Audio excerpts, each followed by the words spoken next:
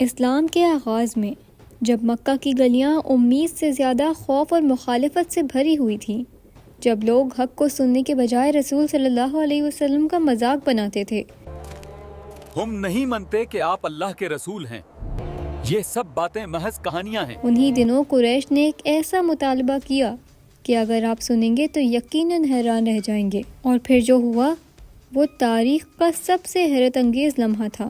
یہ وہ زمانہ تھا جب اسلام چند گھروں تک محدود تھا اور مخالفت پورے شہر میں پھیلی ہوئی تھی۔ قریش رسول صلی اللہ علیہ وسلم کے پیچھے پیچھے چلتے اور کہتے، نعوذ باللہ، یہ شاعر ہیں، اپنی باتوں سے لوگوں کو پھنسانا چاہتے ہیں۔ وہ نوجوانوں کو روک دیتے، غلاموں کو ڈراتے اور قبیلے کی عزت کا بہانہ بنا کر حق کو چھپا لیتے۔ جیسے ہی رسول صلی اللہ علیہ وسلم قرآن پڑھتے، ان کے دل نرم ہونے کے بجائے اور سخت ہو جاتے۔ وہ آپ صلی اللہ علیہ وآلہ وسلم سے کہتے، اگر واقعی آپ اللہ کے نبی ہیں تو ہمارے لیے کوئی بڑا کرشمہ دکھائیں، ایسا معجزہ جو کسی نے آج تک نہ دیکھا ہو۔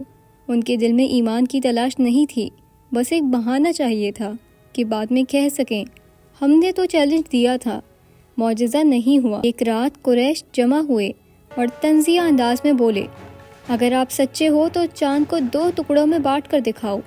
وہ سمجھ رہے تھے کہ یہ ناممکن ہے، اور وہ اسی ناممکن کو دلیل بنا کر کہنا چاہتے تھے، دیکھا یہ نبی نہیں ہے۔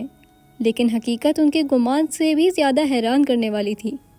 اس رات رسول صلی اللہ علیہ وسلم نے آسمان کی طرف دیکھا، چاند اپنی پوری روشنی سے چمک رہا تھا۔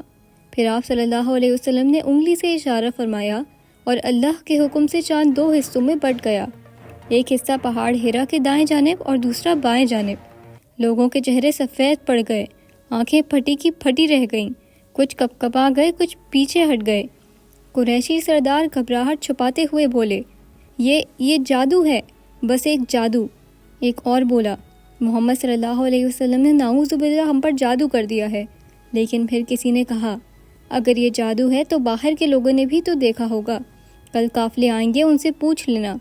اگلے دن قافلے آئے تو سب نے ایک ہی بات کہی، ہم نے بھی چاند کو 2 ٹکڑوں میں دیکھا تھا۔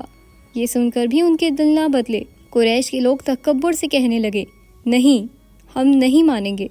یہ وہ لمحہ تھا جب آنکھوں نے معجزہ دیکھا لیکن دل نے سچ قبول نہ کیا۔ اللہ نے فرمایا، مفہوم، وہ معجزہ بھی دیکھتے ہیں تو منہ موڑ دیتے ہیں اور کہتے ہیں یہ جادو ہے۔ جو دل ضد سے بند ہو جائے وہ حقیقت دیکھ کر بھی انکار کرتا ہے، اور جو سچ کا طلبگار ہو اس کے لیے ایک اشارہ بھی کافی ہوتا ہے۔